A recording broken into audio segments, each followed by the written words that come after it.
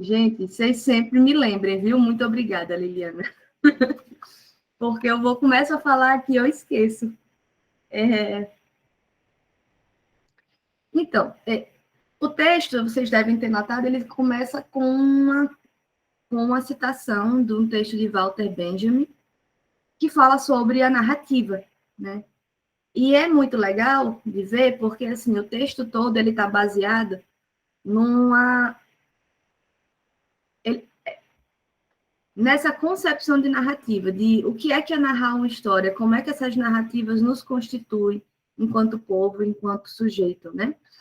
E aí, na citação de Benjamin, ele vai dizer que a narrativa ele tem um caráter artesanal, ela tem um caráter artesanal, no sentido de que você vai narrando e vai construindo a história enquanto você narra, né? E que a morte da narrativa ele vai associar ao nascimento dos romances.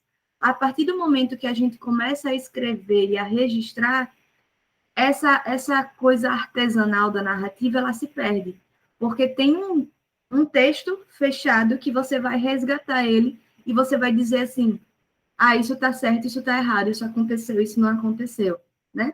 Então, a narrativa, essa coisa do boca a boca, do passar de geração em geração, das histórias que a gente ouve, ela tem esse caráter mais artesanal. Eu não sei se vocês têm avós, se vocês conversam com idosos, mas eu tinha uma avó que eu adorava sentar com ela para conversar, porque ela me contava tanta história, e era isso, assim, tinha esse caráter, assim, da invenção, ela podia me contar a mesma história várias vezes, e não é que ela estava inventando ou mentindo, mas é porque a memória tem esses truques, né?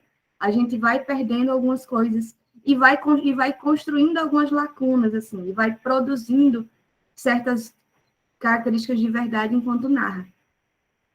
E aí, não é à toa que o texto começa com essa citação, né? Porque a pretensão do autor aqui é justamente trazer uma narrativa.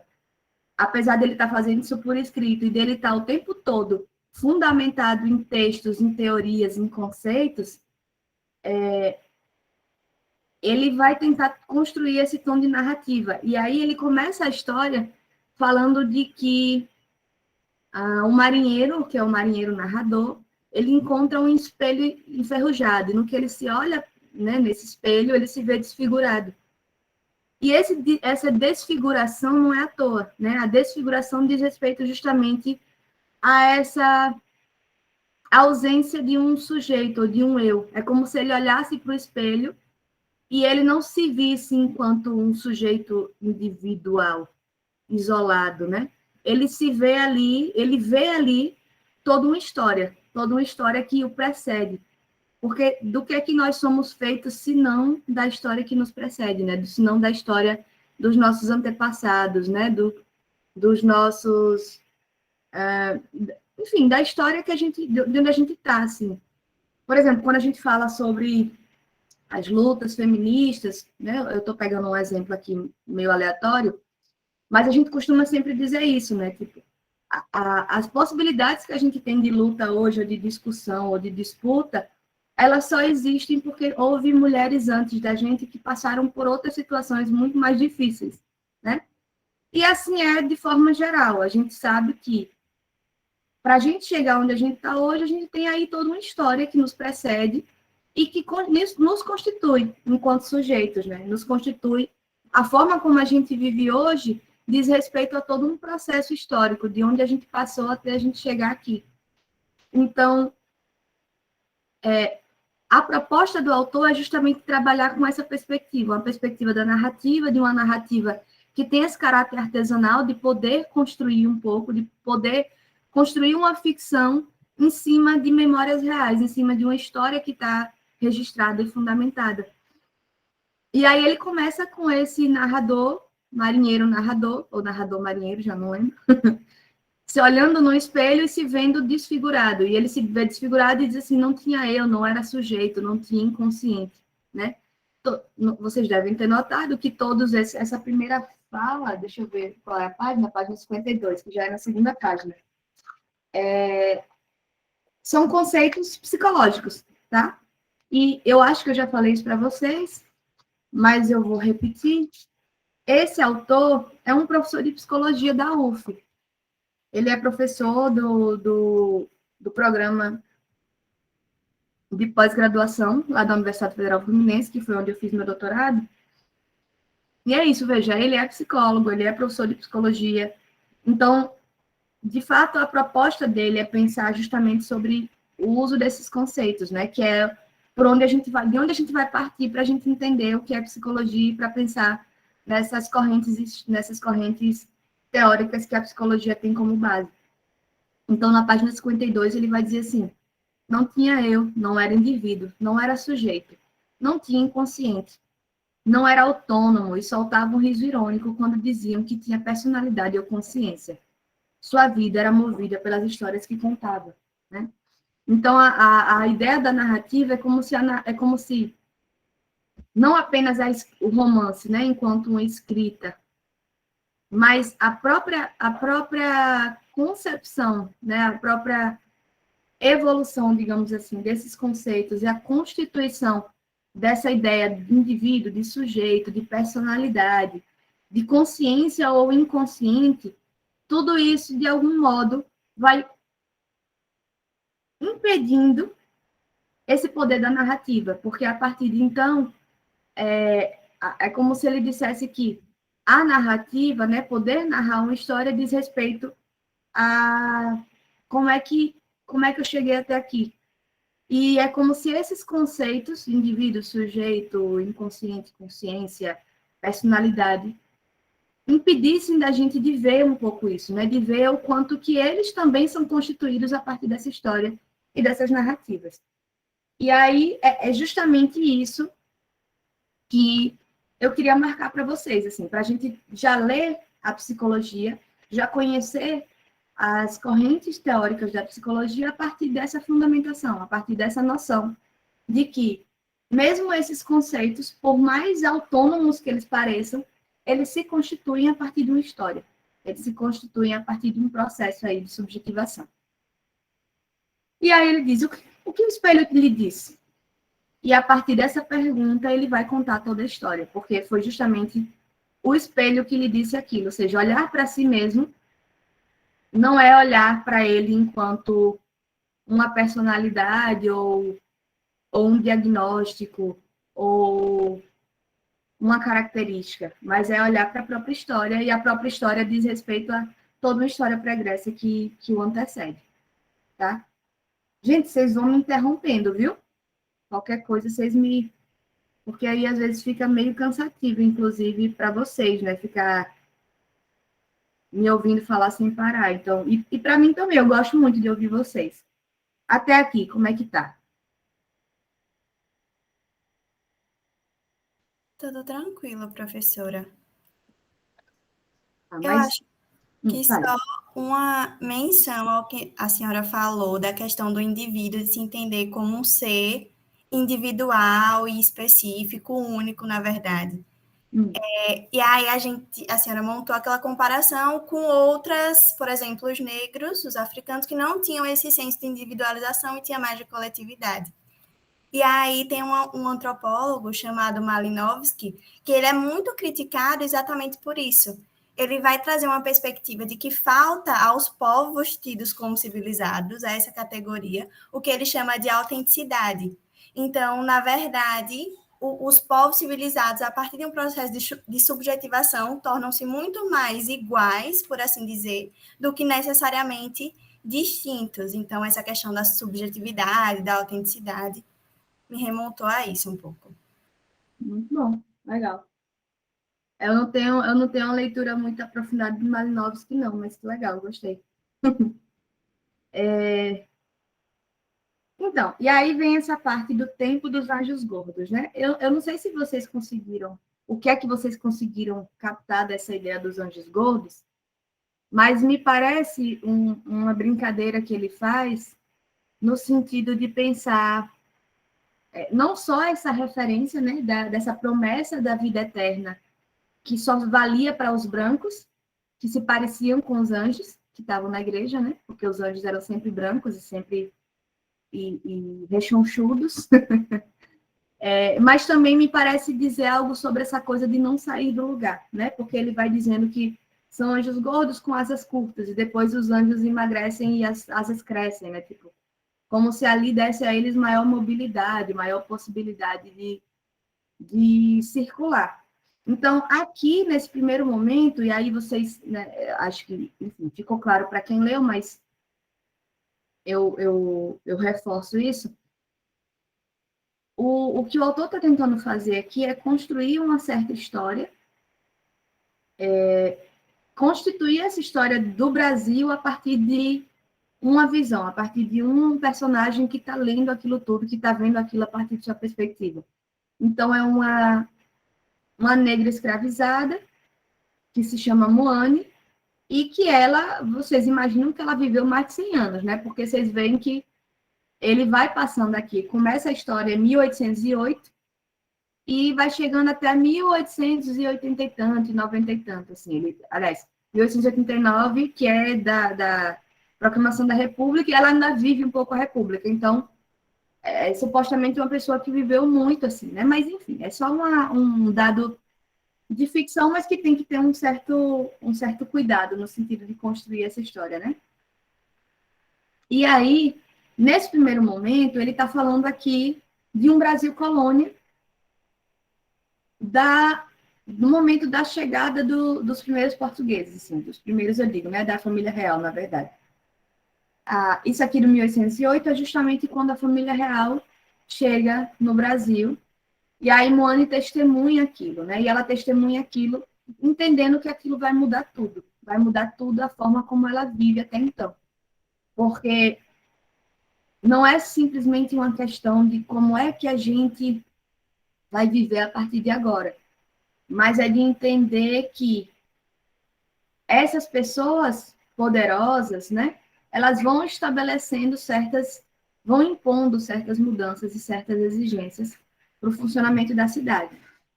E ali era a família real, né? Então, ela vai começar marcando, né, e aqui já é a própria Moane que está escrevendo, ela começa marcando a questão da culpa, né? Tem assim na página 53, por não ser católica nem cristã, não tinha culpas. Que os seus deuses que dançam, comem e bebem, ensinaram-lhe que a culpa e o medo enfraquecem. Então, aqui a gente já vê um conflito cultural importante, né? A gente... Esse é outro conceito que parece óbvio para a gente, né? Que a gente tem como dado. Porque culpa é algo que existe. Inclusive, a gente vai estudar em Freud, eu não sei se a gente chega nesse nível de aprofundamento, mas Freud ele trabalha com a concepção de constituição da civilização a partir dessa lógica da culpa. E veja, quando Freud faz isso, é porque ele está lendo um certo contexto, um certo povo. Mas ele faz uma leitura como se aquilo dissesse respeito à universalidade dos povos, né? Justamente porque essa é a leitura possível para ele, esse é o recorte possível para ele. E, naquele momento, né, Freud está ali iluminado por uma concepção de ciência que precisa dizer de uma verdade, e essa verdade tem que ser única. E aí ele acaba construindo uma noção de civilização, de entender assim, como é que a gente sai de um certo contexto de, entre aspas, animalidade, para entrar num contexto civilizatório. E aí ele vai marcar, e tem um mito que ele constrói, ele inventa mesmo esse mito, assim, né? Ele inventa como se fosse uma ficção necessária para a gente conseguir entender essa passagem. E ele vai falar justamente da questão da culpa. Mas a culpa não é algo dado. A culpa ela é trazida, ela já é um valor que se constitui a partir de um certo processo de subjetivação e que vem justamente dos valores cristãos, né? E aqui é o primeiro ponto que o autor está tentando trazer, assim, essa diferença. Os negros no Brasil, naquela época, especialmente porque eles, né, eram recém-chegados, eles ainda guardavam muito essa referência das suas origens. Hoje, infelizmente, a gente vê... Aliás, hoje a gente vê um resgate, né, disso, dessa cultura e dessa compreensão dessas origens, Mas por muito tempo a gente viu isso se perdendo, né? Assim, muitos negros eles não conhecem suas origens, não conhecem sua sua árvore genealógica, né? Que é fruto de uma grande violência, né? No sentido de que eles perderam mesmo as origens. Mas e aí ele está trazendo aqui que tem aí um certo conflito, né? E esse conflito não diz respeito a uma disputa, mas diz respeito a, de novo, uma violência. Existia uma forma de pensar que não era aceita, que foi imposta uma nova forma de pensar, como se ela fosse a única verdadeira. E aí ela vai trazer essa questão da culpa como sendo algo que não pertence a ela. Ela não consegue sentir isso, porque não é da história dela, não é de como ela, do processo de subjetivação no qual ela se constituiu, né? Isso é de um outro lugar, de uma outra perspectiva histórica e religiosa. Outra coisa que ele vai marcar é a questão das janelas fechadas, né? Ele vai mostrando, e aí Ana Cecília marcou isso na primeira fala dela, que é a questão da arquitetura, né? Ele usa muito como referência um autor que vocês já devem ter ouvido falar, que é Michel Foucault. E Michel Foucault ele vai falar muito sobre essa questão da arquitetura, né? De como é que a arquitetura diz muito sobre as formas de relação e de subjetivação de um povo. Então, as janelas fechadas, elas diziam algo sobre a forma de funcionamento dessas famílias. Elas diziam algo sobre a rua, ela ser vista como algo da ordem do pecado. E daí para frente vai se constituindo uma noção de intimidade, de algo que, veja, nesse momento ainda nem existia isso tanto, né? Vocês vão ver ao longo do texto que ele vai marcando, assim, um momento em que as casas têm uma certa arquitetura, que tem o quarto dos pais, o quarto dos filhos, separado por gênero, né?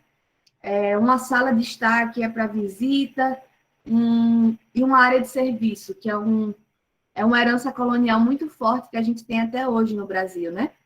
Os apartamentos, a maioria deles, pelo menos os mais antigos, tem uma área de serviço. E uma área de serviço em que a entrada é separada, o elevador de serviço, né? Que é justamente para fazer essa segregação. E dizer assim, olha, quem é serviçal vai entrar por um outro caminho, vai ocupar um outro espaço. E vejam, essa é uma informação, um exemplo muito pequeno de uma origem que está até hoje para a gente, né? Que a gente vê até hoje.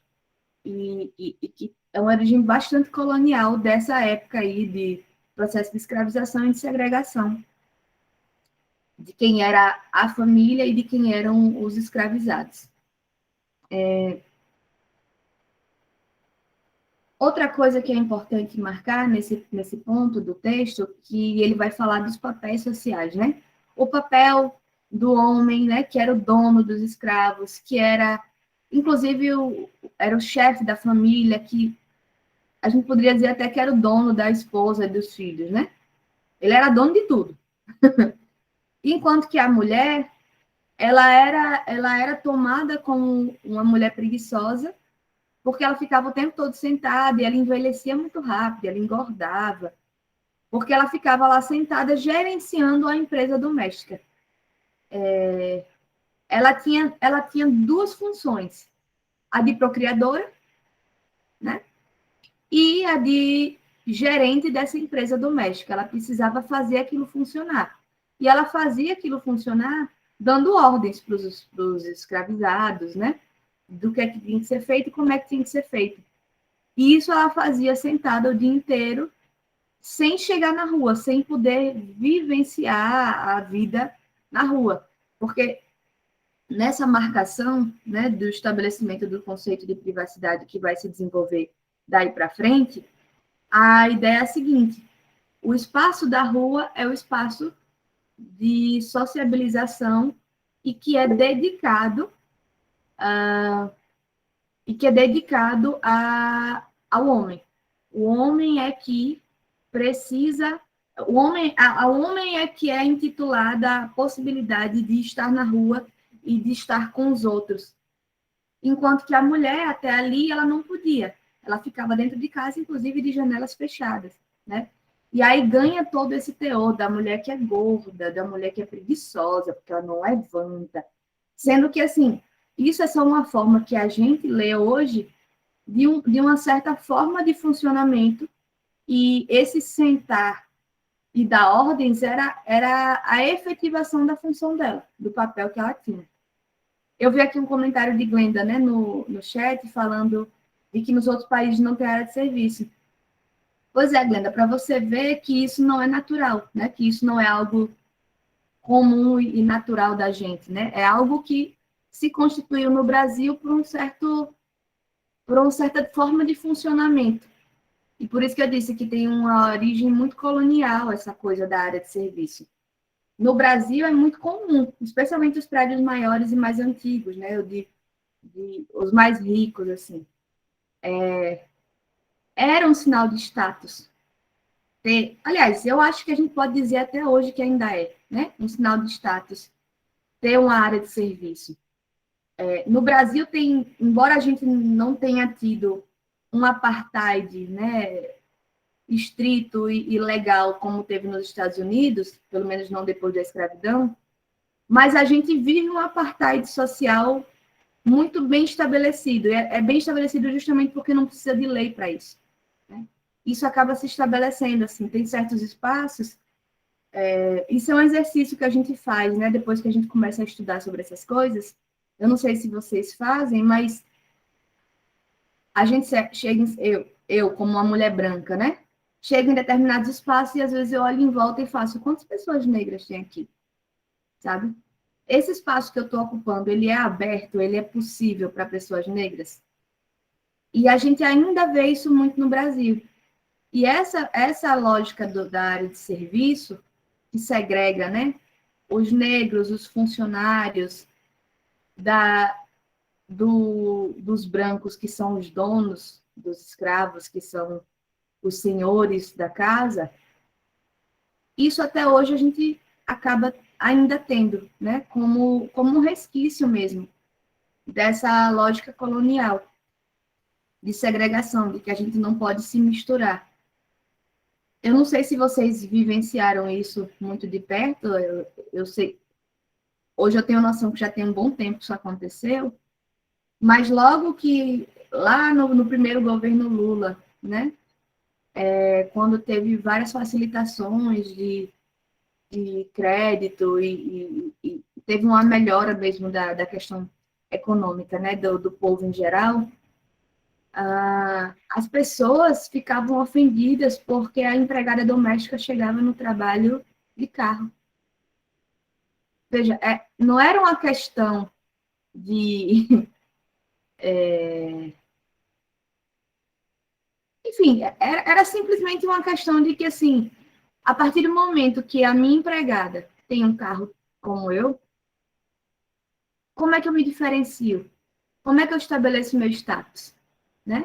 Ou então, das histórias que a gente sempre ouve falar e que de fato ocorreram com muita frequência, de pessoas que andavam de avião com muita frequência, começaram a dividir os voos com pessoas mais pobres. E aí reclamavam que agora andar de avião parecia andar de ônibus, né? Porque as pessoas não tinham educação.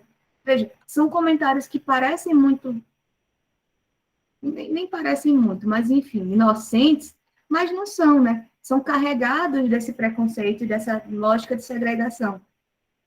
De que eu, pessoa branca, superior, precisaria estar diferenciada, né? Precisaria estar separada, num lugar especial, que é para mim. Então, pois é, a igualdade é incômoda, mas ela é ainda mais incômoda para a gente porque tem uma história que sustenta isso, né? E é disso que o autor está querendo falar quando ele fala desse processo de subjetivação, desse narrador marinheiro que se olha no espelho e o espelho conta uma história para ele, né? Porque se a gente se olha no espelho dessa forma, da forma que esse narrador está olhando, a gente também vai ler essa história, né? a gente também vai entender por que a gente vive nesse mundo assim e por que o nosso mundo funciona como funciona. Os conceitos que a gente constrói, eles só são possíveis de serem construídos a partir de uma certa expectativa de mundo, a partir de um determinado contexto histórico, político, social. Esse é o grande ponto que eu vou ficar repisando para vocês, até vocês se cansarem de mim.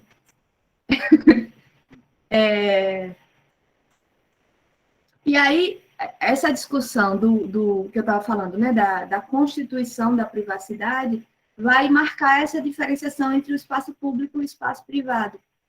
Isso aqui ainda não era tão bem marcado, mas isso vai crescendo e vai ganhando certos tons de uma nuance mais delicada. Que aí ele vai dizer o seguinte: ao mesmo tempo que as janelas tinham que ficar fechadas o tempo todo, porque as mulheres não podiam ter contato com esse mundo externo, e o lado de fora também não podia ver o que acontecia dentro da casa, mas aí tinha o dia da missa, que era um super evento, era um cortejo, que marcava esse status, né? Então, todos os escravos tinham que ir junto, porque ele ali estava expondo a mercadoria, que é nada mais, nada menos do que acontece hoje quando as pessoas vão para uma festa e precisam usar uma bolsa que custou mais caro do que meu carro, né? Ou, ou que vão usar um colar que seja no seu... Entende? Então, assim, essa coisa do mostrar o status. É assim, ao mesmo tempo que eu tenho a minha privacidade, que eu tenho um espaço privado, que eu fico ali fechadinho, mas tem aquele momento em que eu saio. Mas eu não saio para sociabilizar, eu saio para mostrar que eu sou melhor do que os outros, que eu tenho um status. E aquilo me dá um lugar social. Né? Deixa eu ver, alguém comentou alguma coisa aqui. Glenda perguntou se era tipo uma prisão. Foi uma pergunta, não foi, Glenda?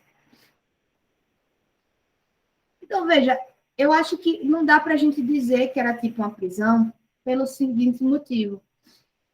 Porque aquilo fazia parte de um funcionamento que era natural. Da mesma forma que para a gente hoje é natural estar na rua, inclusive essa pandemia foi um desespero para todos nós, que a gente não aguentava mais ficar dentro de casa, né? Eu digo foi como se tivesse acabado. Gente, a pandemia ainda existe, mas a gente ainda está um pouquinho mais na rua agora, né? Então, tá mais tranquilo, assim.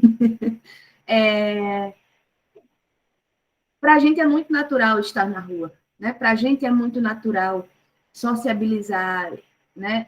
Para a gente é muito natural ter essas interações e, enfim. Na época, para eles era muito natural não estar, a mulher não estar na rua, né? Era muito natural ela estar ali fechada na casa. Isso fazia parte de uma sociabilidade possível deles.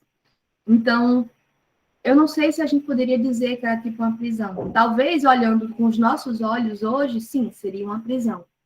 Mas não era. Porque para ela, eu digo, para aquela mulher, era natural, era o esperado dela. Ela estava ali cumprindo as funções dela. Ela foi criada entendendo que ela tinha determinadas funções e que era aquela forma que ela ia viver. E para ela aquilo era natural. Claro, para nossa sorte, sempre tem pessoas que questionam, né? Que questionam essas naturalidades das coisas. E por isso que o mundo é dinâmico e que as coisas vão mudando. Não só por isso, mas por outras questões, né? Mas, assim, para aquele momento, aquilo era o natural. Então, eu estava falando dessa coisa do status, né? E aí, essa questão do status era extremamente importante porque marcava um lugar social. E marcava esse lugar diferenciado, né? Que até hoje a gente tem no mundo, essa coisa do VIP, né? Veja, ser VIP não é simplesmente ter acesso a coisas boas, mas é ser melhor do que os outros, né? É ser mais, é ter exclusividade. A gente fala muito hoje sobre os privilégios, né? O privilégio branco, o privilégio... E veja, abrir mão de privilégios é abrir mão desse lugar, de ser melhor do que os outros, de ser especial. E isso é extremamente difícil, no sentido de que as pessoas, elas abrirem mão do que elas cresceram aprendendo que era delas por direito, é extremamente complicado. Necessário? É necessário. Mas é difícil. Né? Não à toa a gente está vendo esse processo de recrudescimento, né? De homens brancos que estão tentando resgatar direitos que sempre foram deles e que não são mais, assim. E a gente vê, né, todo esse... Bem, essa é uma análise minha, tá, gente? Todo esse recrudescimento, né, esse reaparecimento muito explícito de machismos e misoginias, me parece que tem um pouco disso, assim. É um certo lugar de, tipo assim, esse sempre foi meu direito, eu não estou disposto a abrir mão, que não é direito, é privilégio, né? Porque abrir mão de privilégio implica em dizer que eu não sou especial, de que eu sou igual a você, de que eu sou tão importante quanto você. Por isso que essa galera não gosta de direitos humanos, que a ideia de direitos humanos é dizer assim, veja, se você é humano, você tem esse direito, né? Você não é melhor do que ninguém. Mas aí, para essa galera, é difícil acreditar, né? Que não é melhor, porque passou a vida inteira aprendendo o que era. É muito complicado. Mas, enfim. É legal, professora. Vou interromper aqui, que a senhora Pode falou falar. da questão de ser humano. Se você é humano, você tem direitos, e aí chega a se questionar até a humanidade dos outros. Então, assim, a humanidade é uma categoria que, digamos, já era tida como universal, chega a ser questionada em vantagem desses privilégios e dessas ideias mais antiquadas, por assim dizer. Perfeito. E a gente, nesse texto, a gente vê muito isso, né? Quando a gente fala, se a gente pensa na história do Brasil, na história da escravização, tudo que foi feito contra os negros foi feito a partir dessa concepção de que eles não eram humanos, né? Porque, veja, os humanos eram os homens brancos.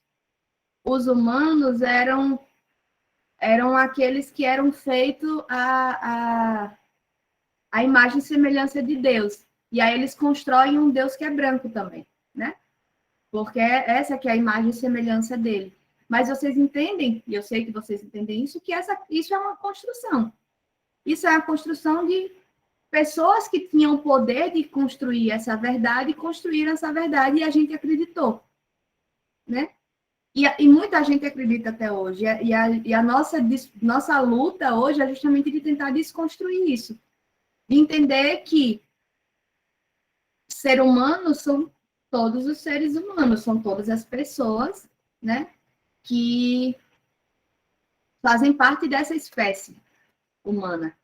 E hoje ninguém mais se atreve a dizer que uma pessoa negra, aliás, ninguém, eu acho que eu exagerei, que uma pessoa negra não é humana. Mas não é algo que a gente fala, né, que a gente ouve tão abertamente, porque a gente já tem aí uma construção de entender que, sim, que pessoas negras, que pessoas amarelas, como chamam, né, que são os asiáticos, todos eles são humanos, assim como as pessoas brancas.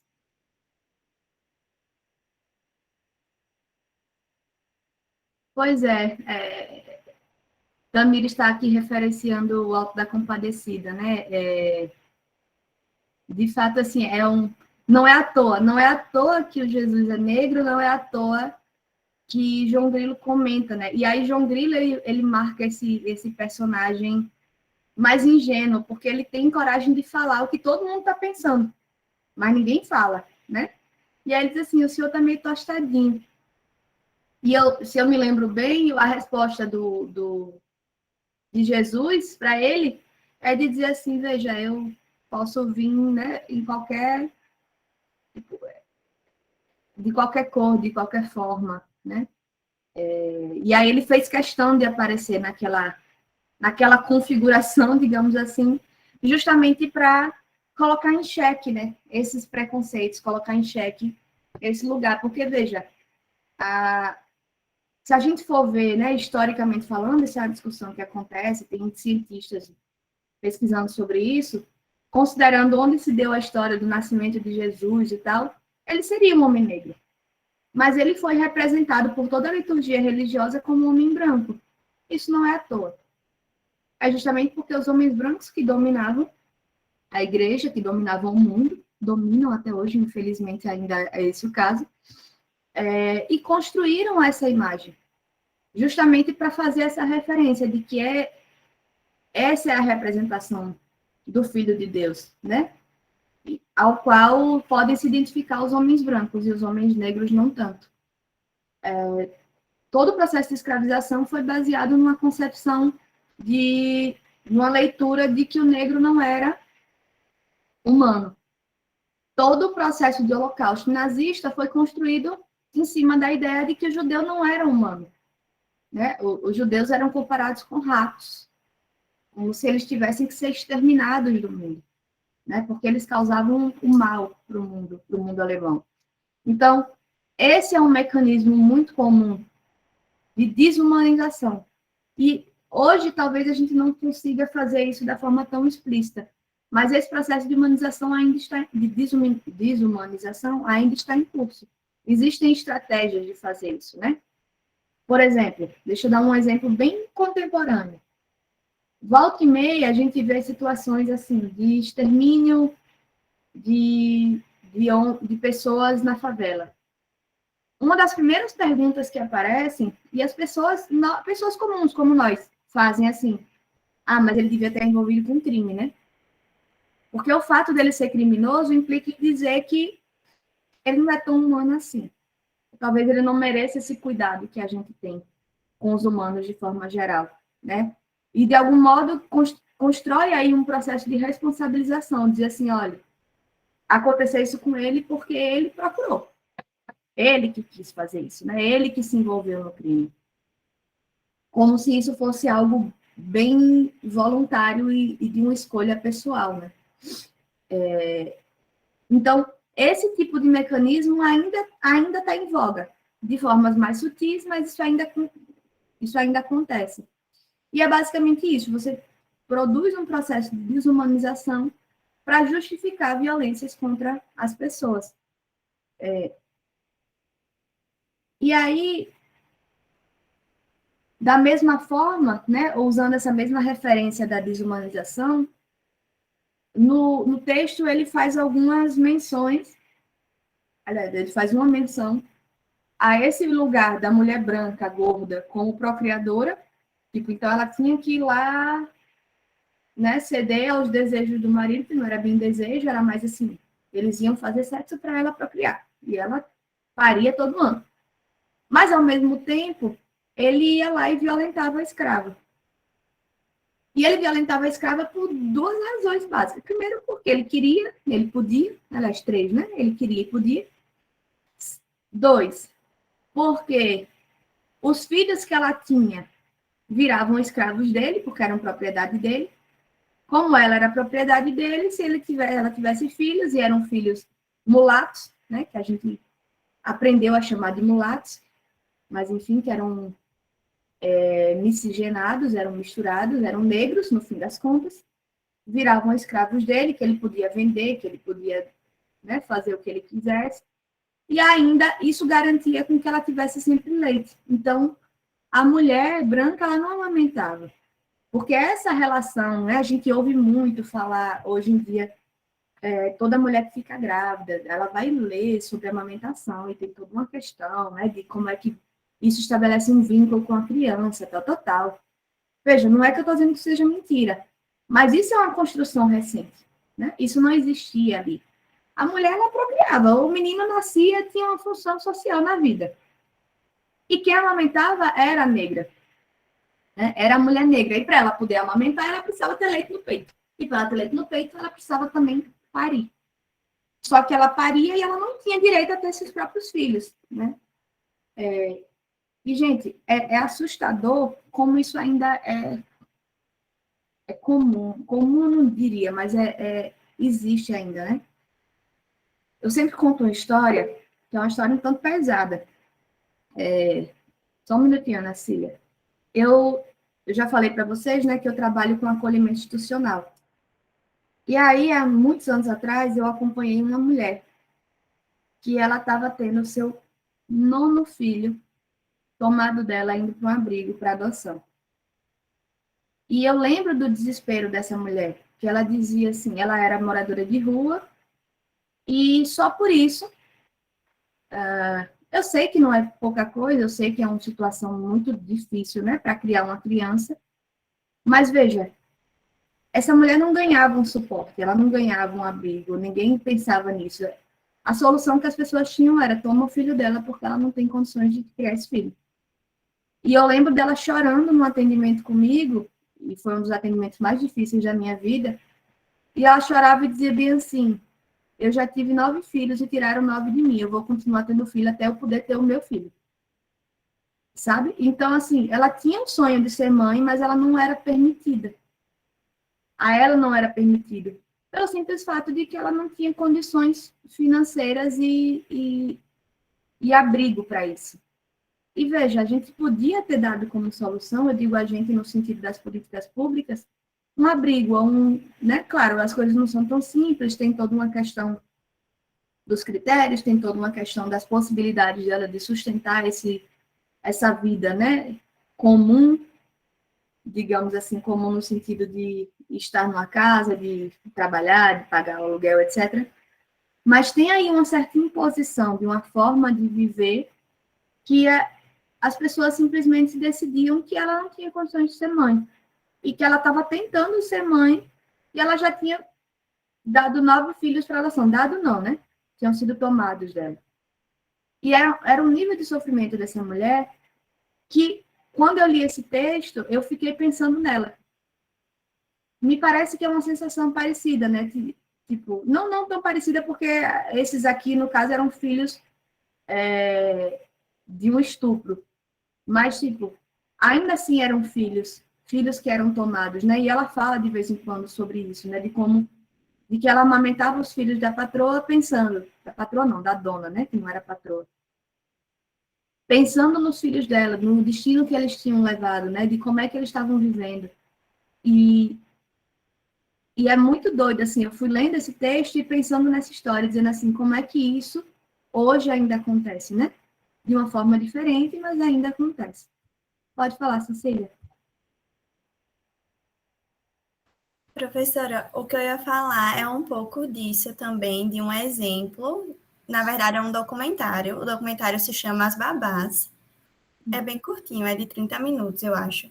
E ele trabalha essa noção de que hoje muitas mulheres negras vão cuidar, vão trabalhar como babás para casas de famílias brancas e acabam perdendo o crescimento dos filhos, acabam sendo, entre aspas, mães de outras crianças e perdem o desenvolvimento, o crescimento do próprio filho nessa perspectiva da ama de leite. O texto ele faz, o documentário, na verdade, faz logo essa menção do vínculo hierárquico de domínio e também de afetividade que se tinha com a ama de leite.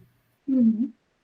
Pois é, e no fim das contas são histórias de fato, assim, é o mesmo tipo de história, só que talvez soe menos violento nesse caso, porque elas fazem isso voluntariamente, né? Não é voluntariamente, a mulher precisa de sustento, precisa de dinheiro, e a forma que ela encontra é essa, né? E isso também no trabalho que eu exerço, porque antes de trabalhar com acolhimento, eu trabalhei com adolescentes em conflito com a lei, e tinha muito dessas histórias, assim, de mães que se sentiam muito culpadas, porque os filhos tinham entrado para a vida do crime, e elas diziam assim, mas eu ia fazer o quê? Eu tinha que estar na casa da minha patroa, eu tinha que ter dinheiro, então eu deixava ele sozinho. Quem criou meus filhos foi a rua, né? E aí volta essa ideia da rua como algo perigoso, como algo pecaminoso, como algo que produz, né? E vejam, tudo isso é de uma construção social histórica que a gente faz.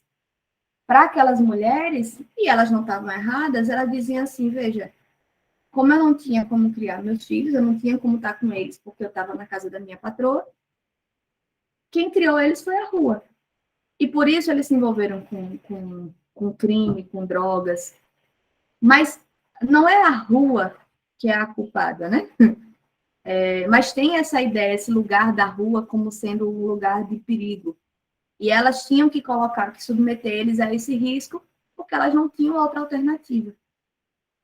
De fato, por mais que pareça algo voluntário, e é no sentido de que a mulher diz assim, eu preciso trabalhar e eu vou, ela levanta e vai, mas não é voluntário no sentido de que ela não tem outra opção. Ela não tem muita escolha, a não ser ir lá trabalhar, né?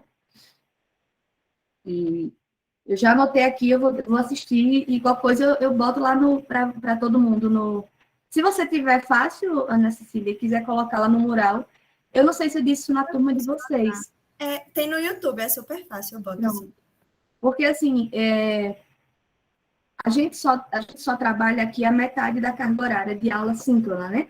A outra metade deveria ser de atividades assíncronas. Eu não sei se vocês viram no CIGA, que eu lancei o planejamento da disciplina de vocês.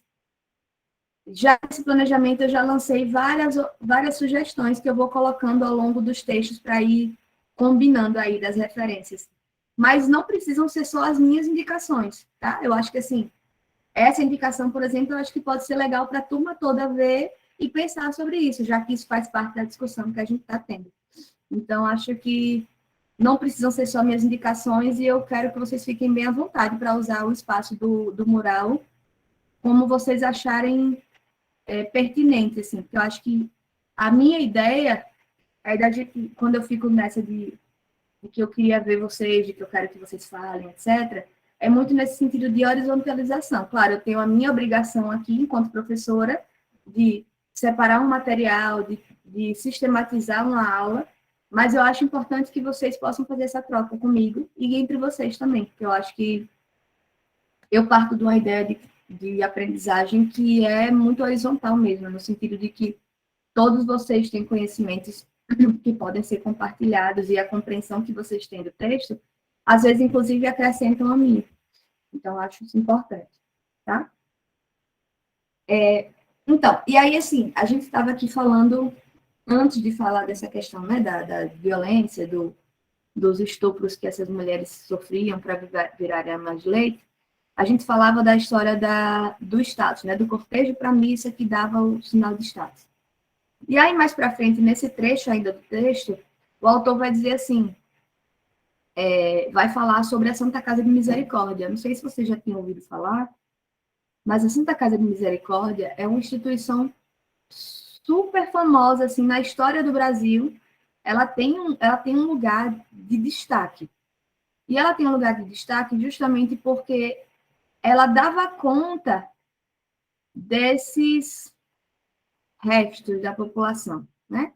Ela dava conta de garantir um certo cuidado e, em determinado ponto, um certo controle sobre essa população que não tinha muito onde cair morta, digamos assim, né?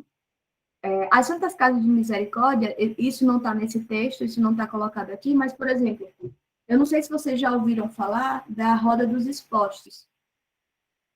Isso era um mecanismo que existia no Brasil, mas não apenas no Brasil, isso existia na Europa toda. E no Brasil, quem fazia isso era as Santas Casas de Misericórdia. A Roda dos Expostos era o seguinte, era um mecanismo, deixa eu ver se eu consigo, tenta imaginar comigo, tá? Vou tentar representar para vocês. Se vocês procurarem na internet, deve ter fotos, mas é o seguinte, tinha um certo mecanismo nas Santas Casas, que era como se fosse uma janelinha que você virava, assim.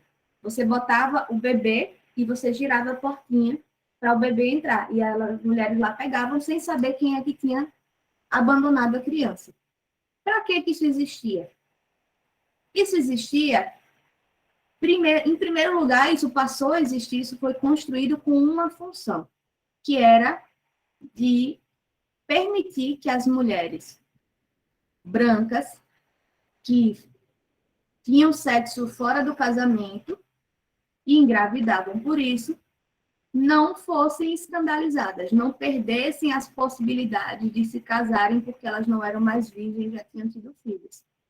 Então, essas mulheres, elas eram escondidas, elas pariam em algum lugar escondido, e alguém ia lá e entregava o bebê para a Santa Casa de Misericórdia. E o governo pagava um valor para elas criarem essas crianças. Isso acontecia também com filhos de escravizados, né, em situações, ou crianças que nasciam doentes e não iam servir muito para produzir, ou até já acontecia também de mulheres escravizadas conseguirem levar o filho como se fosse para proteger da escravidão, sendo que, na verdade, não necessariamente protegia, porque dali, né, quando a criança crescesse, ela ia poder ser escravizada. Mas, enfim, as Santas Casas de Misericórdia, elas serviam para dar conta um pouco disso, assim, para dar conta das pessoas que adoeciam, e elas tinham uma aura de caridade, assim, de tipo, estou fazendo isso pelo bem do outro. Eram casas administradas por religiosos. No texto aqui ele dá uma informação que para mim era novidade, assim, foi novidade, que era no sentido de que geralmente eram padres e freiras e que tinham cometido crimes ou que estavam sendo castigados de alguma maneira. Eu confesso que eu não sabia desse dado. A informação, o que eu sabia, né, do que eu já estudei sobre a Santas Casas de Misericórdia, era justamente de que eram casas que tinham esse lugar, esse teor assim de caridade, de que as pessoas que trabalhavam ali ou que contribuíam financeiramente para o sustento daquele espaço sentiam que estavam comprando lá um lugarzinho no céu, né? Porque elas estavam ajudando as pessoas necessitadas. Mas era mais do que isso. Porque, assim, a lógica da caridade é essa. Eu estou pagando para comprar um lugar para mim no céu, porque eu estou sendo caridoso. A lógica da caridade religiosa, eu quero dizer, né? Mas aqui passava disso. Dá um passo a mais nesse ponto. Ela diz assim, as Santas Casas de Misericórdia, elas exerciam a filantropia. A filantropia é um sistema bem mercantilista e capitalista mesmo, que diz o seguinte, ó, quanto mais eu contribuo com isso aqui, mais eu mostro que eu tenho status. E no que eu tenho status, ou seja, quanto mais eu sou, o termo que ele usa no texto é abastado em fazenda, quanto mais eu sou abastado em fazenda, mais vantagens eu vou ter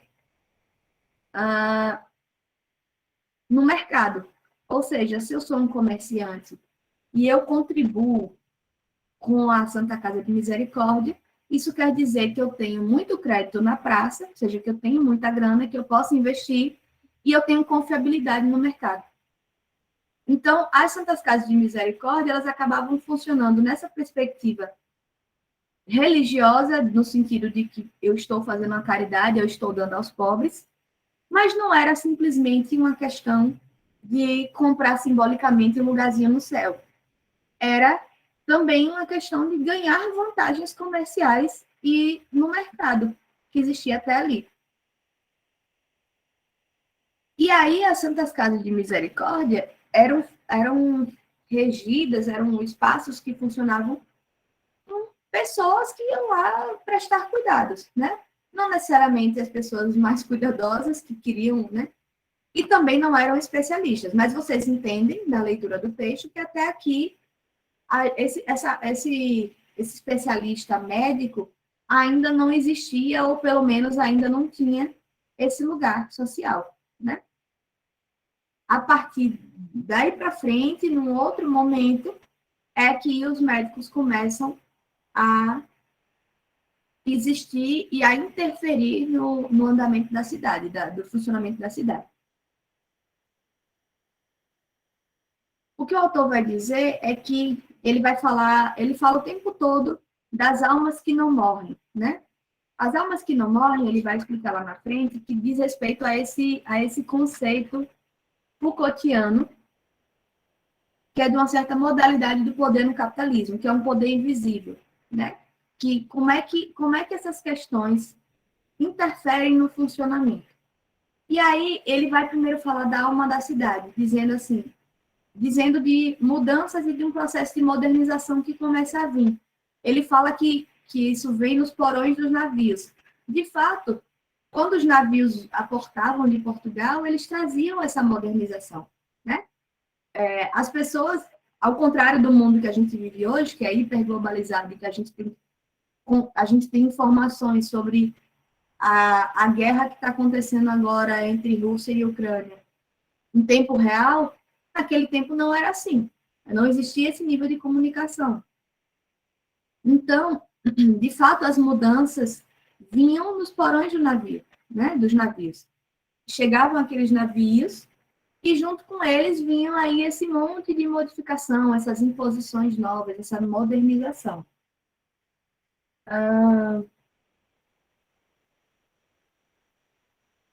E aí, por exemplo, ele começa mostrando uma coisa de arquitetura que é bastante importante para essa primeira mudança na forma de sociabilização das cidades, que é a abolição das rótulas ou gelosias.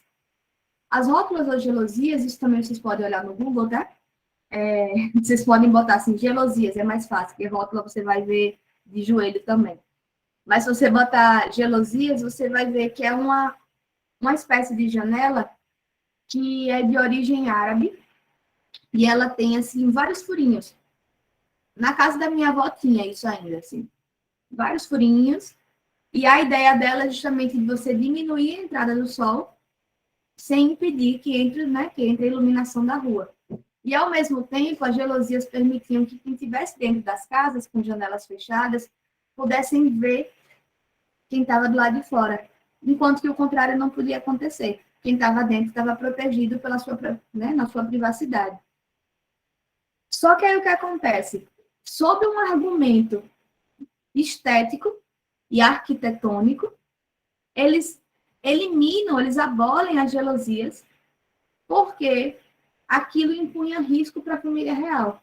Porque eles estavam ali caminhando pelas ruas e não sabiam quem estava observando ou que tipo de riscos eles estavam submetidos. Então, eles estabelecem toda uma mudança estética na cidade que diz respeito, né, que eles falam como se fosse uma mudança estética, porque aquela origem árabe não era nada para você sustentar, você não podia, né, aquilo não fazia mais sentido, mas que produzia aí uma outra forma de visibilidade, né? Produzia uma outra forma de funcionamento da cidade, desses ver e ser visto na cidade.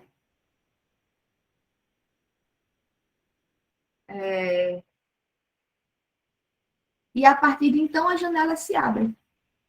As janelas se abrem porque as pessoas começam a poder ver o que está na rua. Até porque o que está na rua agora já não é mais a devassidão dos negros, né?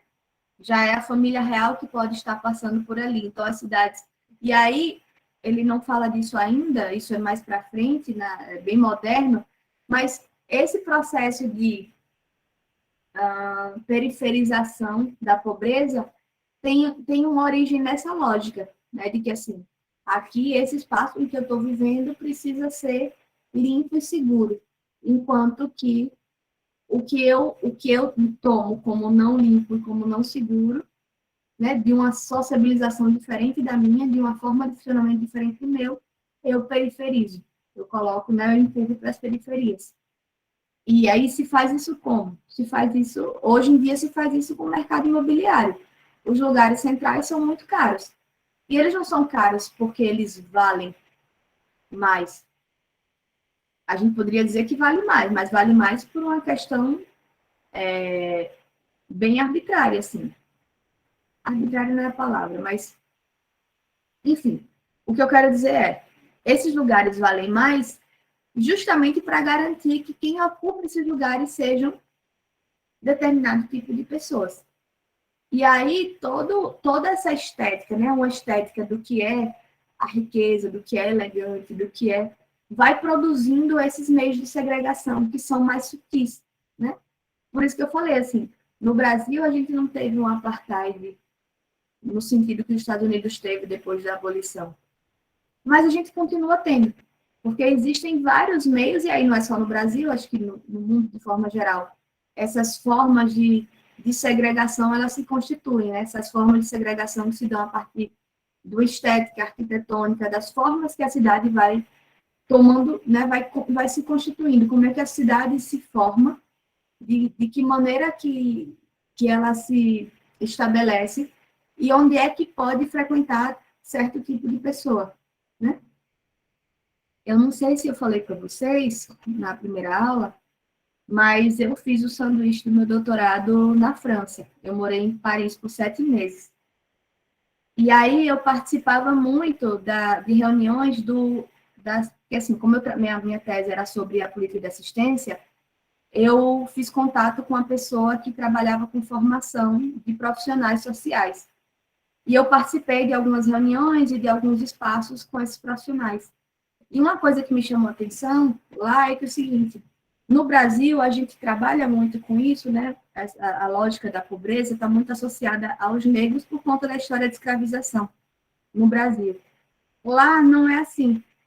Lá essa discussão de negro e tal é muito mais no sentido de pensar a chegada de certos estrangeiros. Tem muito mais a ver com algumas colônias que até hoje existem e que têm fácil acesso à França, mas que chegam essas pessoas negras com um sotaque diferente e que elas acabam sendo um pouco rechaçadas. Mas a política social na França, pelo menos do pouco que eu conheci, ela se dá muito mais voltada para o estrangeiro refugiado, né? Porque como ali está muito no miolo da Europa, então o acesso é mais ou menos fácil para chegar até a França, e né, do Oriente para o Ocidente ali, então a gente vê muito refugiado.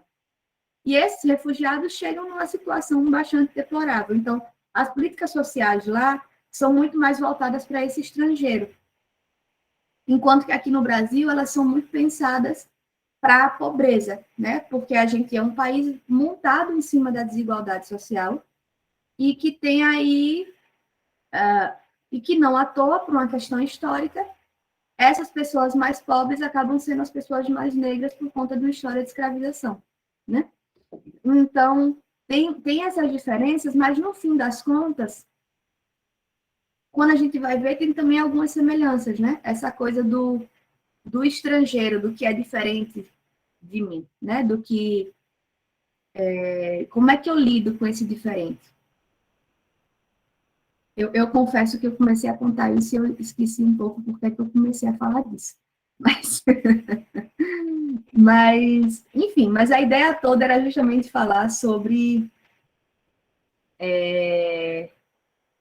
essas mudanças, né? De como do que é que elas produzem e que tipo de sociabilidade que elas permitem ou autorizam. Gente, aí, até aqui. Eu estou vendo que eu vou ter que ficar com esse texto ainda na aula que vem. Vocês estão me deixando falar muito e eu estou me estendendo.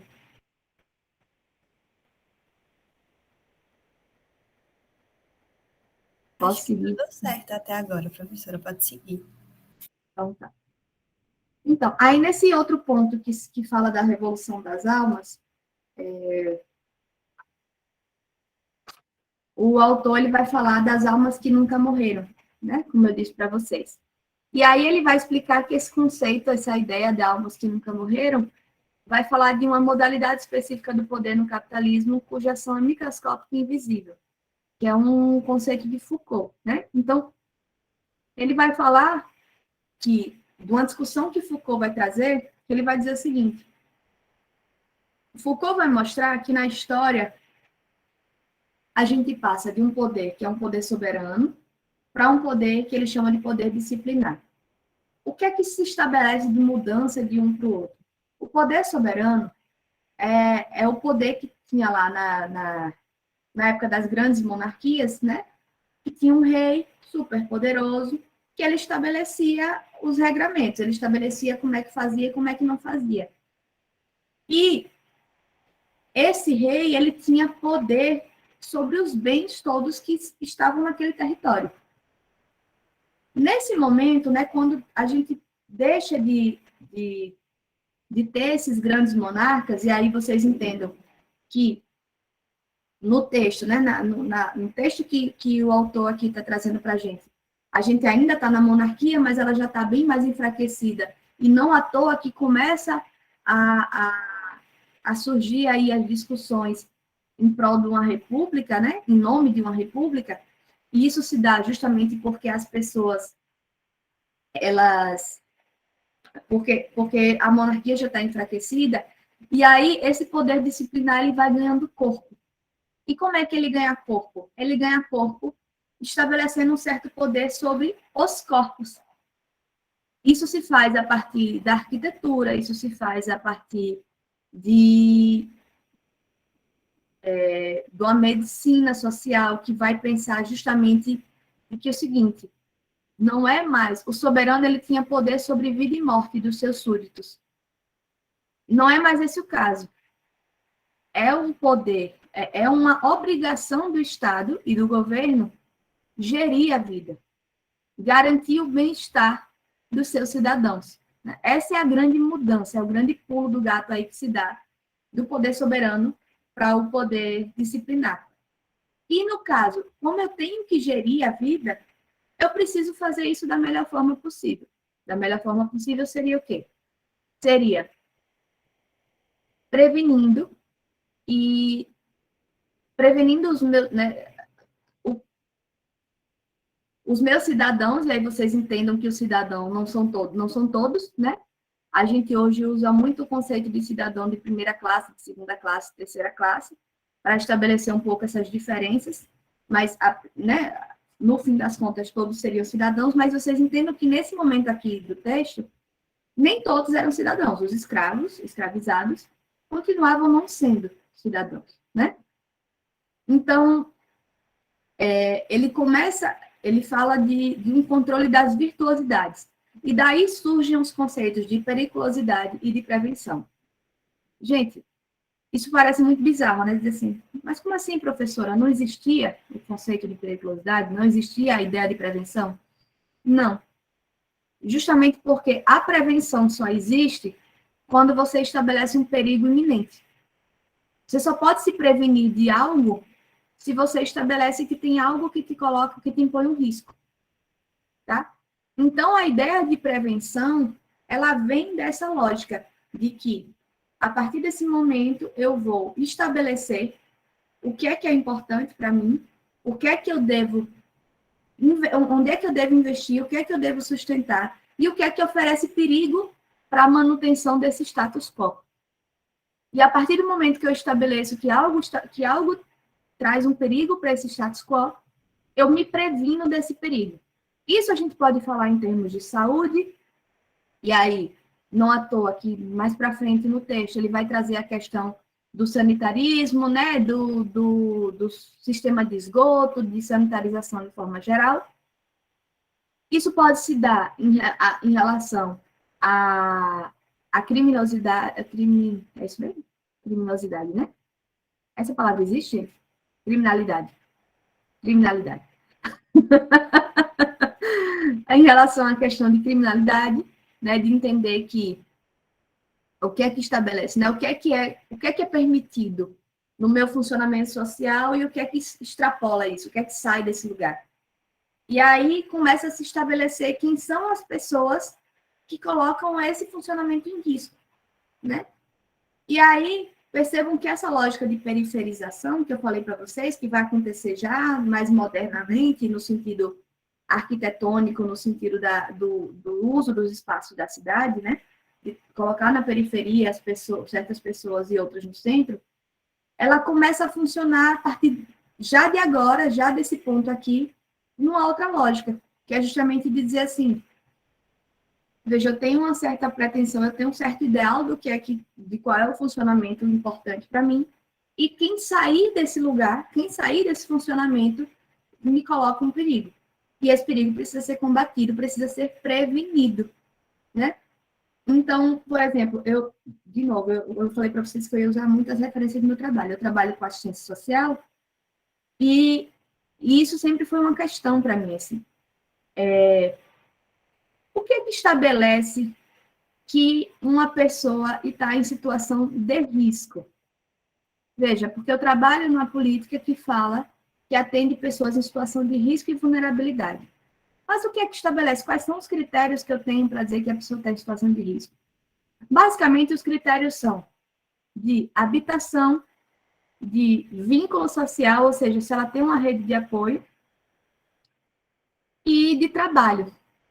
Então, veja, eu estabeleço critérios que são completamente autoritários, no sentido de que, assim, dentro da minha cultura, e eu digo minha, não minha, Carolina, mas da cultura posta, né, de uma certa legislação, de um certo estabelecimento de um status quo de como é que deve funcionar, eu entendo que as pessoas que trabalham, que têm casa e que têm uma rede de apoio importante, que tem vínculos fortalecidos com a família, com a comunidade, elas estão bem. Se elas perdem qualquer um desses elementos, elas estão em situação de risco. Mas o risco é para quem? É para elas ou é para a sociedade em geral? Né? Eu acho que são questões que a gente precisa colocar. E esse texto, ele traz justamente isso. Ele vai marcar que essa noção de periculosidade, ela é nova, ela é moderna. Né? Ela se constitui a partir de uma certa mudança de funcionamento. Quando a gente sai desse estado de soberania, em que o soberano ele é dono de todos os bens que estão ali. Tanto que tem aí a história que ele conta, né? De que a família real chegava e dizia assim, agora eu quero ocupar essa casa, vocês saem. E aí os nobres ficavam lá sem casa, porque eles tinham que ceder a casa para a família real. Tipo, é isso, eles eram súditos, súdito obedece. Os seus bens não são seus, são da família real, né? Mas, a partir do momento que isso vai mudando, e aí a gente tá marcando aqui uma passagem para a República, é um outro poder que se estabelece, é um poder invisível. É um poder, inclusive, que nós mesmos nos submetemos e reforçamos quando a gente se submete, quando a gente funciona nessa lógica. E aquilo que eu falei, eu acho que eu falei para vocês, é porque, gente, eu estou dando essa aula para muita gente, aí eu às vezes vou me embananar se foi para vocês ou não, tá? Mas quando eu falei dos processos de subjetivação, né? O processo de subjetivação diz respeito a um certo funcionamento, uma certa constituição de uma subjetivação que é compartilhada por todos. Vamos lá, deixa eu dar um exemplo bem simples.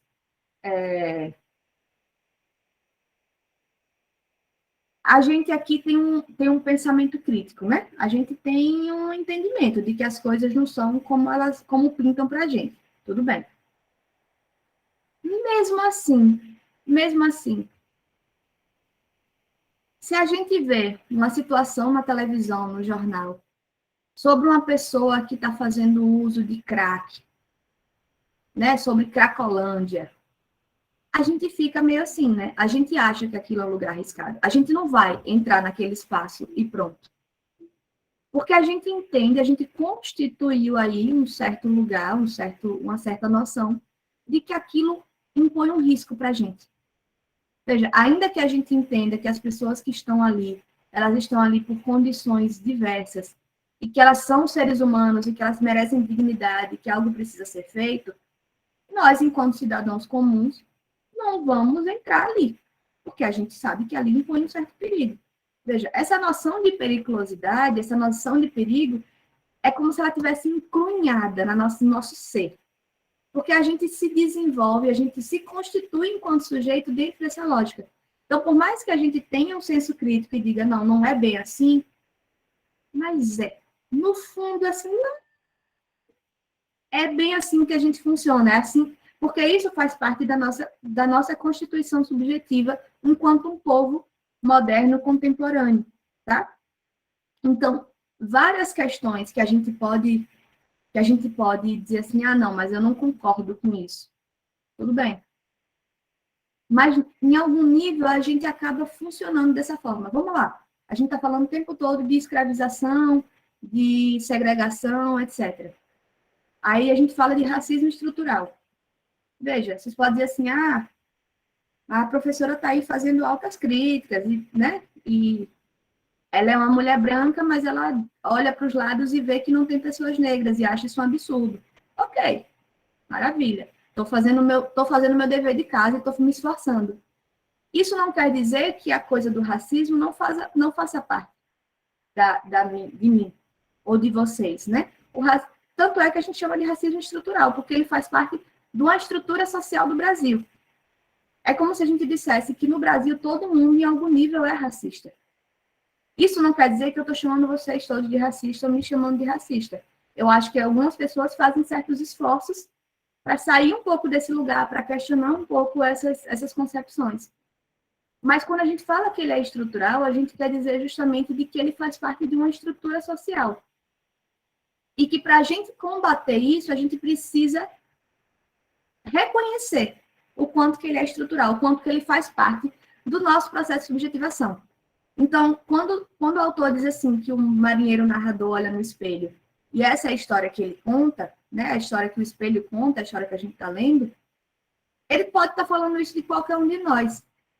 Se a gente for olhar no espelho, a gente vai ver isso tudo, né? Só que eu, talvez, enquanto uma mulher branca, vou olhar esse espelho a partir do lugar da mulher gorda, né? De tipo, ela é que está na origem aqui, de onde é que eu cheguei, né? Foi ali que eu me constituí, dentro desse Brasil, enquanto mulher branca. Isso me dá certos lugares e certos, né? Por mais que eu questione, por mais que eu coloque, que eu diga, não é assim que funciona, não concordo com isso, e eu quero colocar isso em questão, inclusive estou aqui, enquanto professora, colocando isso em questão, mas aquilo tá, né? E aquilo faz parte do meu processo de subjetivação. Aquilo faz parte da nossa história enquanto povo, e o meu processo de subjetivação diz sobre isso também, tá? Me constitui dessa forma também. Eu faço um esforço de negar, de rejeitar isso, mas de algum modo tem algo ali, né, que eu preciso estar questionando o tempo todo, sim, mas tem algo ali que faz parte desse processo de subjetivação do povo brasileiro de forma geral e cada um do seu lugar, de cada um de sua posição, digamos assim. E, de novo, eu comecei a falar de processo de subjetivação e não lembro mais por que foi que eu cheguei nisso, né? Mas, assim, eu lembro que eu estava falando do poder disciplinar, da questão do controle das virtuosidades, né? Então, pronto, eu quis dizer que o poder disciplinar, como esse poder invisível, ele se dá a partir disso também. Cada um de nós exerce esse poder de algum modo. A partir do momento que a gente reproduz certas verdades, a partir do momento que a gente se constitui, né, subjetivamente a partir dessa história, e a gente reproduz algo desse poder, a gente também está exercendo esse poder, tá?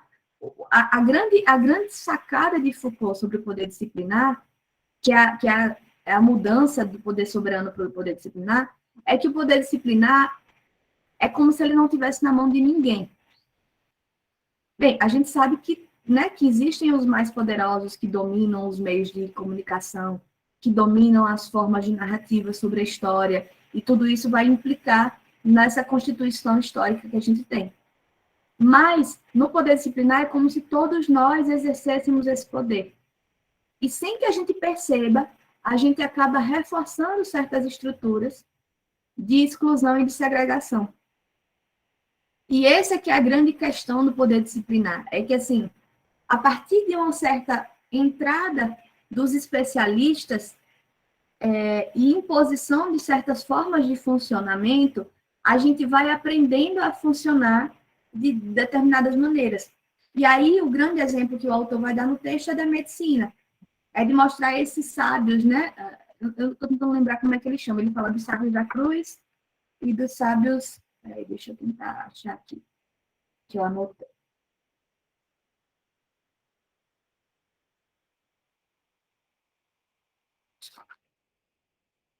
Não estou achando, não. Enfim, mas ele vai falar do poder médico, né?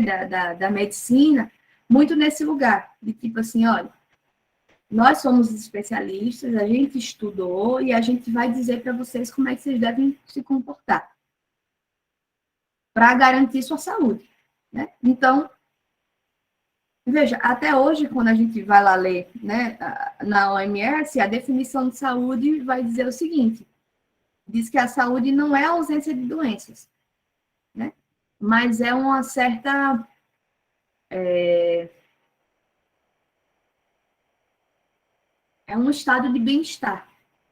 E veja, como é que se produz esse estado de bem-estar? Né? Percebam que, embora isso seja uma evolução do conceito de saúde, pensando, né, da gente focar mais nas pessoas e menos na doença, ao mesmo tempo, isso traz algo da ordem da subjetivação, da nossa subjetividade moderna e contemporânea, que é o seguinte, eu preciso pensar nesse processo de prevenção.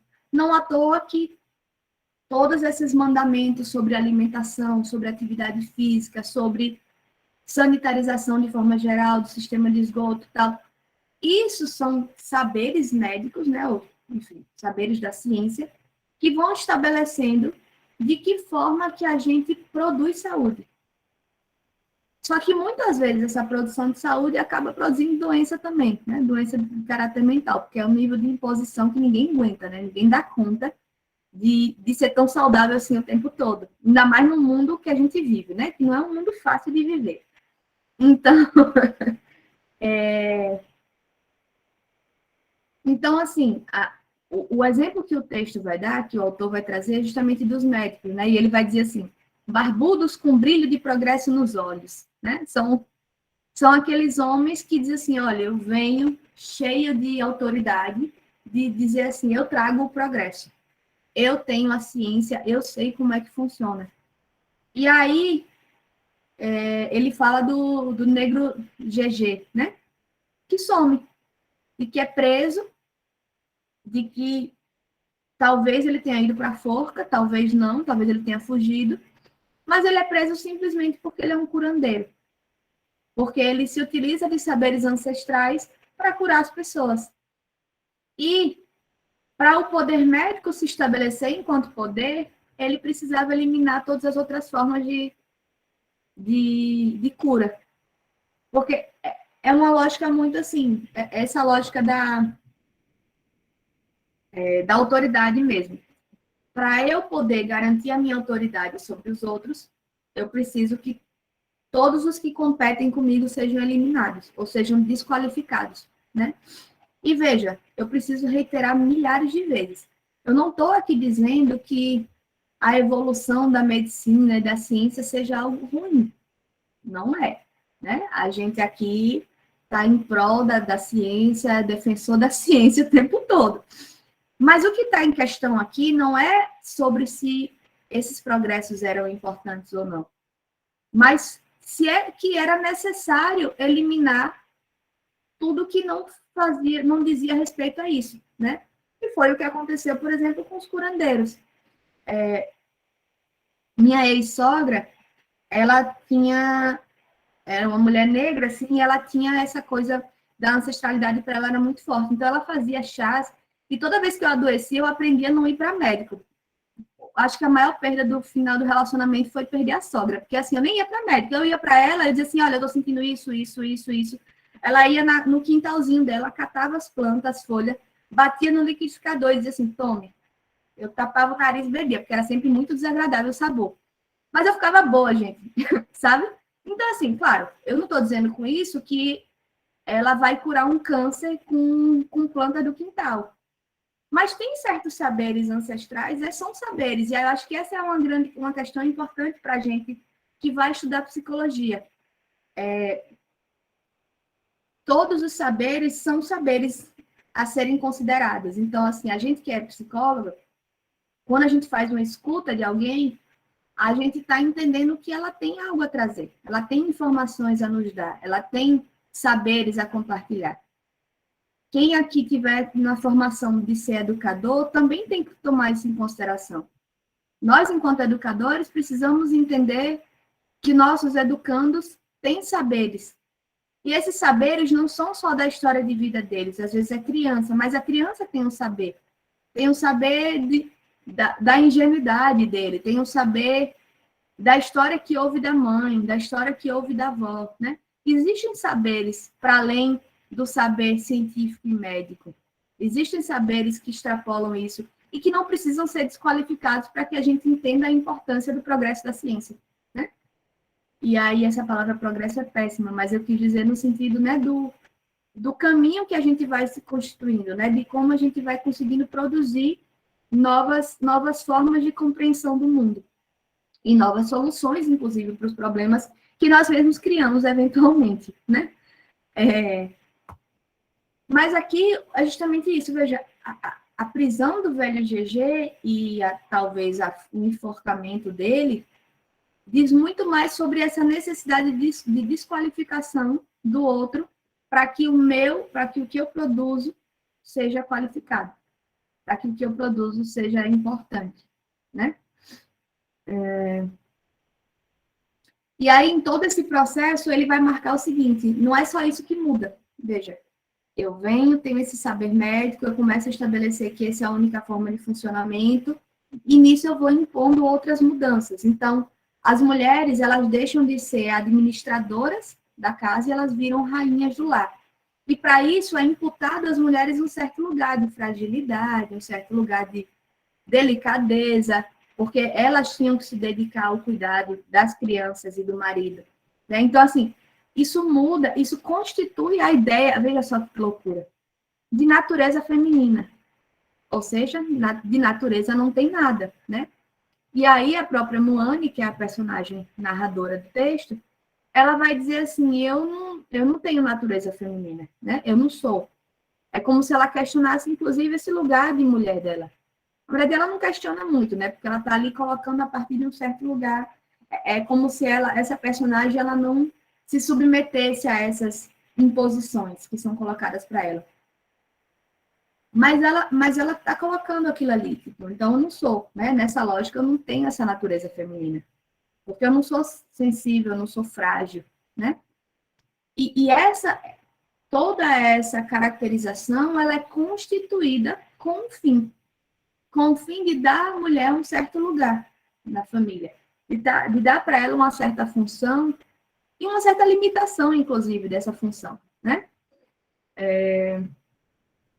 A mulher, ela se torna um agente familiar do projeto médico de proteção à infância. Então, assim, a infância, ela vai se constituir a partir dali. A infância não é um conceito dado e presente desde sempre. Ah, professora, mas sempre houve crianças. Sim, claro, né? Ninguém nasce adulto da barriga da mãe. Todo mundo nasce um bebê, se desenvolve. Mas essa noção de infância, essa noção de que aquilo é um bebê e que aquilo é um processo de desenvolvimento e que se torna uma criança e depois vira um adolescente chato e depois vira um adulto, isso é moderno. Isso só se dá a partir desse momento. Isso só se dá a partir de uma certa possibilidade de constituição desses papéis sociais, tá?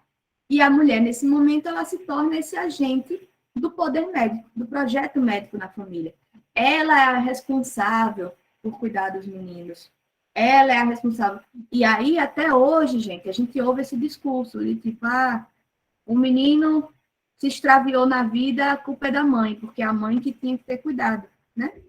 E eu me lembro muito, de novo, né, quando eu trabalhava com um adolescente em conflito com a lei, que eu nunca atendi um pai. Primeiro porque a maioria deles nem pai tinha, né? Nem tinha pai registrado ou identificado, porque para os homens é muito fácil não ser pai na vida. Mas mesmo os que tinham pai, o pai não se implicava naquele processo. Porque ele entendia que era a função da mãe. A mãe é que tinha que dar conta daquilo junto com o menino.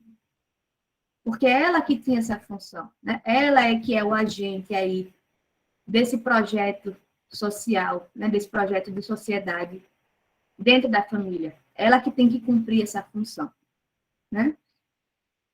Então, nesse momento, não só a mulher tem que ser um agente, ela tem que garantir esse cuidado, mas ela ainda tem que garantir a partir de certos preceitos que vão ser impostos para ela. Então, a medicina vai começar a dizer como é que ela deve criar seus filhos. E aí, vejam, eu estou falando de medicina de uma forma bem genérica, mas a gente vê o nascimento da pedagogia.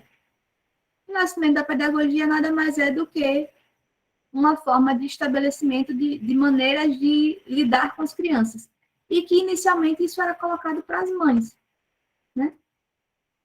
As mães é que precisavam entender aquilo e cumprir os preceitos para garantir a melhor educabilidade daquele menino. Agora, o que é educabilidade, né? Se a gente for pensar numa concepção moderna, seria justamente tornar aquela criança um ser produtivo, que é o que a gente usa até hoje de referência. É tipo, Um menino foi bem educado se ele souber viver em sociedade e se ele for bem sucedido. E bem sucedido, diga-se, ganhar dinheiro, né? Não é nem só trabalhar, é ganhar dinheiro. Se não ganhar dinheiro, não está muito bem sucedido, não. Enfim, eu vou parar aqui, tá, gente? Porque eu já vi que eu vou ter que continuar nesse texto na semana que vem. Eu espero que não seja um problema para vocês. Eu tenho muita coisa ainda para anotar. De qualquer modo, eu vou passar o próximo texto, porque se for o caso, a gente já entra. Mas eu estou achando improvável que a gente consiga entrar em outro, porque, de fato, tem muitas questões aqui. E vejam, vocês podem estar se perguntando assim, tá, professora, mas o que é que isso tem a ver com psicologia? Gente, eu garanto para vocês, isso tem tudo a ver com psicologia, né? Eu acho importante que vocês tenham essa concepção, que vocês tenham essa noção, tenham em vista essa discussão para vocês poderem entrar na discussão da psicologia propriamente dita, né? Para que vocês possam entrar para a gente poder entrar nas correntes e falar um pouquinho mais sobre essas correntes teóricas que a gente tem, não dá para a gente pensar nelas de uma forma naturalizada. A gente precisa entender como é que elas se constituem, como é que elas ganham forma no mundo e como é que a gente pode usar elas para ler o mundo que a gente vive hoje, tá? Eu vou parar por aqui. Eu queria saber se vocês têm algum comentário, alguma dúvida, alguma questão. Não, professora, tudo certo. Pronto. Vejam, semana que vem a gente tem aula na quarta, não é isso mesmo que ficou combinado? Pronto. Então, quarta-feira, às 7 da manhã, a gente vai estar aqui, do mesmo jeito que hoje. Como eu falei, né? Eu provavelmente. Professora, Oi, pode falar. bom dia. Eu não estava na aula passada, que foi quando foi decidido, né? As aulas na quarta. Só que aí Isso. quem não puder participar, porque eu tenho aula nesse horário. Você tem aula bem nesse horário de 7 horas? Isso, nas Ixi, quarta-feiras. é. Mas aí você vai ficar deixando as aulas gravadas, não é isso? Vou sim. Eu peço que os colegas me ajudem a lembrar, porque hoje eu quase esqueci. Os primeiros 10 minutos de aula não estão gravadas, porque eu realmente esqueci de gravar. Mas aí, com a ajuda de vocês, eu gravo sempre. Assim, Daniela, eu fico um pouco triste, porque eu acho que, pelo menos da minha parte, tá? Eu, no meu lugar de aluna, assim, eu particularmente não gosto de assistir aula gravada, porque me dá a sensação de que eu não estou fazendo parte daquilo, sabe? Uhum. Eu acho que o presencial, né, embora, aliás, não é presencial, mas assim, a sincronicidade é sempre mais legal. Porque, inclusive, você pode fazer isso que você está fazendo agora, né? Ligando o microfone, perguntando alguma coisa, tirando uma Sim. dúvida. Mas, de fato, eu decidi por essa mudança porque a gente tem aqui uma grande maioria de alunos dessa turma que são alunos de odonto e que tem aula presencial na quinta-feira, às 9 horas. Então, para eles ia ser inviável estar aqui online, ou então alguns conseguiram assistir aula da biblioteca, só que aí nisso eles não podiam participar, nem ligar, né?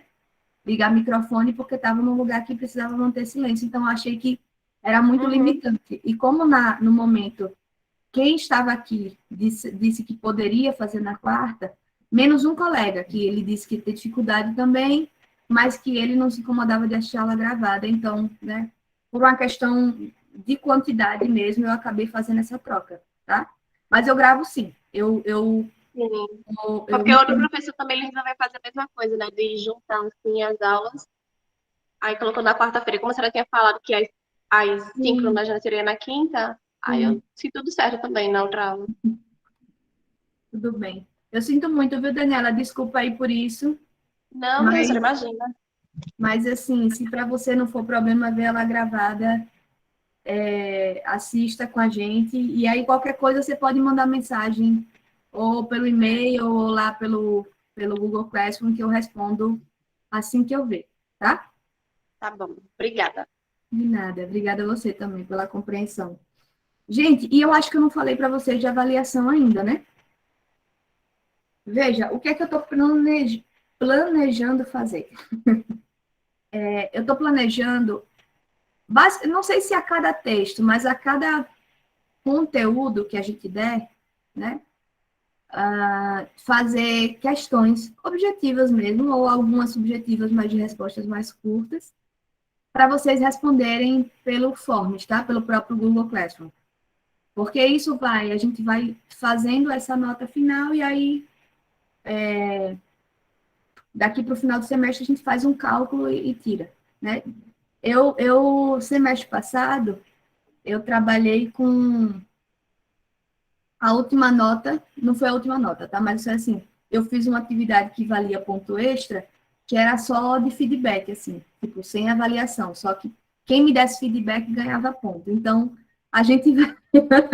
Porque eu acho importante, gente, é sério, vocês ficam achando que é brincadeira minha, eu fico muito querendo ver vocês e ouvir vocês, porque eu acho que isso é importante. Para, inclusive, eu ir melhorando aqui o processo, né? Eu acho que a nossa ideia é poder, de fato, fazer essa troca e transmitir da melhor forma possível, tá? Mas, assim, eu estou dizendo isso porque, às vezes, eu, particularmente, quando eu era estudante, eu não gostava muito de provas objetivas, porque, às vezes, a gente cai numas besteiras, né, de falta de atenção e tal, e não é questão de conhecimento. Então, assim, eu vou tentar fazer o máximo de exercícios para você, né, de exercícios que vão valer nota, para que cada questão valha bem pouquinho, para que vocês possam distribuir isso de uma forma mais ampla, né? Cada uma valendo menos significa que vocês têm menos chance de ficar com a nota baixa. E mesmo assim, se alguém que está aqui participando, que eu estou vendo que está na aula, que está implicado no processo, se assim, professora, socorro, tô mal na fita, o negócio está difícil, a gente vai conversando e vendo como é que resolve, tá bom? Gente, obrigada pela atenção nessa quinta-feira de volta do carnaval, essas semanas que são curtas, é quase um despropósito, né? A gente fica meio assim, acabou de voltar e já daqui a pouco vem final de semana. Mas obrigada por estarem aqui. Obrigada, Cecília, pela câmera ligada e pelos comentários. Eu peço para vocês que na próxima, quem puder, já se prepare, já se arrume. Passa uma água no rosto, arruma o cabelo e liga essa câmera para ver a carinha de vocês, viu, gente? Porque para mim realmente faz uma grande diferença. Obrigada e até quarta-feira, então. Tchau, professora. Obrigada. Até quarta.